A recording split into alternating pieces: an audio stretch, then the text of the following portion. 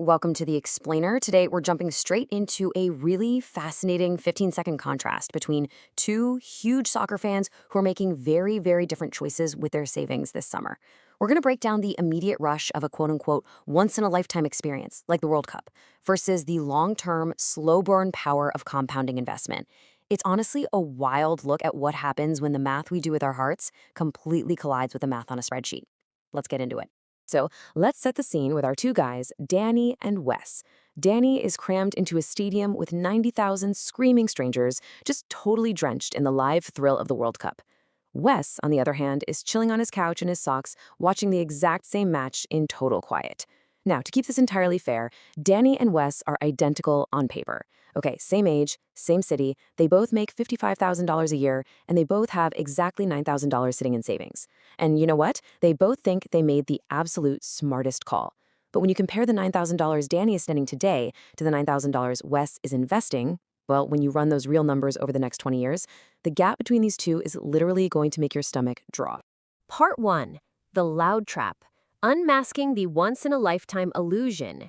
Okay, let's track Danny's descent into debt. Day one is where the trap is baited and it snaps shut the exact second the ticketing window opens. Danny screenshots his confirmation, drops it in the group chat, and bam, within 4 seconds, his phone is blowing up. He's suddenly the guy going to the World Cup, and man, that title is worth a lot to him. But let's look at the actual math. It starts innocently enough with a $60 group stage ticket. Danny thinks, hey, this is totally doable, it's basically a nice dinner. But come on, he didn't fly all that way for one game, right? So he buys a couple more tickets, maybe a gloriously overpriced knockout seat. Suddenly, ticket spend alone quietly rolls past $2,000. And he hasn't even left his apartment yet. Because the tournament is spread across an entire continent, he needs connecting flights at peak summer prices, easily over $1,000 just to get in the air. Then he lands and faces hotels that have completely read the assignment. Room rates don't just rise for this kind of event, they levitate. A standard hotel quietly triples its nightly rate, and boom, that's another $2,000 to $3,000 added to the trip. And this brilliantly illustrates how the underlying mechanism actually works. That $60 ticket, that was just the hook. What Danny is really experiencing is dynamic pricing. This isn't some weird glitch in the ticketing website, it's the entire system. It is a machine precision engineered to use scarcity, obsession, and literal countdown clocks to completely suspend your normal rules about money. The system is built to find the exact moment your rational judgment goes quiet, whisper that you'll never get this chance again, and just stand there cheerfully charging you for it. Then we get hit with what we call ambient spending. This is that swarm of small stuff that, well, isn't actually small at all. We're talking rental cars, ride shares, stadium food where a beer is priced like a rare mineral, and of course, $100+ polyester jersey. Because, you can't go without the jersey, right? Even if you're staying home, you might be bleeding cash on uncanceled streaming bundles or sports betting apps that light up your phone like a Vegas casino floor. Danny's budget is entirely devoured by roughly 40 totally reasonable purchases that combine into a terrifying financial monster. So you add it all up, and Danny's trip of a lifetime lands right around $9,000. Now, why is that a massive problem? Because $9,000 was roughly everything he had in savings. This trip didn't just fit nicely into his budget, it completely ate his budget and then licked the plate clean. And nobody in the group chat is asking how he actually paid for it. His savings covered part of it, sure, but the rest? It gets chopped up into 4 easy payments or goes straight onto a credit card at north of 22% interest. Danny flies home absolutely glowing, showing everyone his photos. But come October, the glow fades, and he faces an invoice that acts like an incredibly expensive subscription to a weekend that already happened. The party ends, guys, but the payments sure don't. Part 2. The quiet violence, the boring math of compounding. Now let's completely shift gears from Danny's frantic spending to a very slow, monotone start for Wes. Wes's choice on day one is deeply, profoundly boring. He taps his $9,000 into a total stock market index fund. And that's it. Nobody texts him. There's absolutely no group chat for a guy who just bought a broad market mutual fund. Wes is practicing the single hardest financial skill of all, feeling that intense pull of FOMO, feeling that hot little job of envy when Danny's stadium photos pop up, and choosing to do absolutely nothing. He closes the browser tab and just lets the money sit. Compounding's incredibly boring for a few years, and then it suddenly stops being boring. If we assume the stock market's long-run average of around a 10% return, look at how this plays out. In year one, the account kind of drifts sideways, maybe creeping up to 9,900. Wes barely even looks at it. But by year 10, that untouched money has roughly doubled into the mid-20,000s. And by year 20, it has absolutely exploded to over $60,000. The incredible mathematical reality here is that the growth on his growth is now doing way more work than the original $9,000 ever did. The snowball has officially found the hill. When you lay that 20-year value comparison side by side, the contrast is just staggering. Danny converted his $9,000 into an experience that peaked the very weekend it happened and literally has zero financial value today.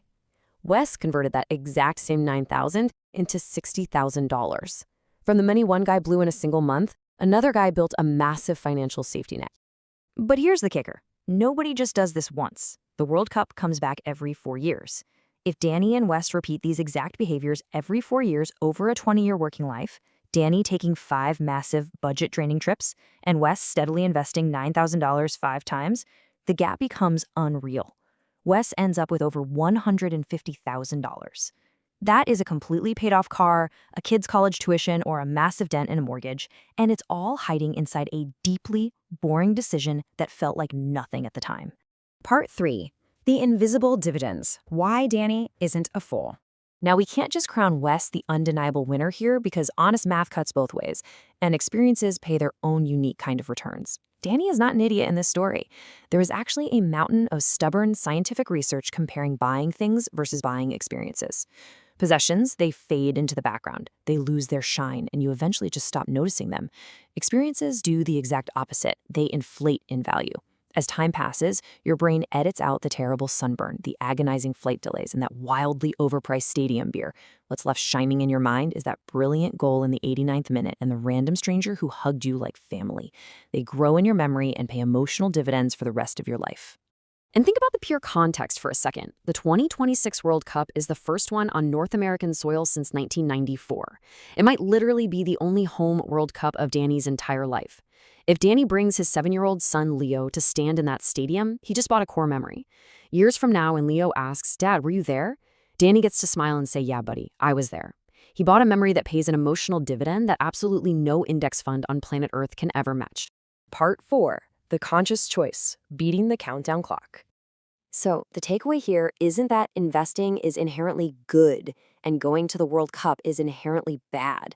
You absolutely do not have to pick between being heavily in debt or missing out on life's great joys entirely. There's a third, highly conscious way.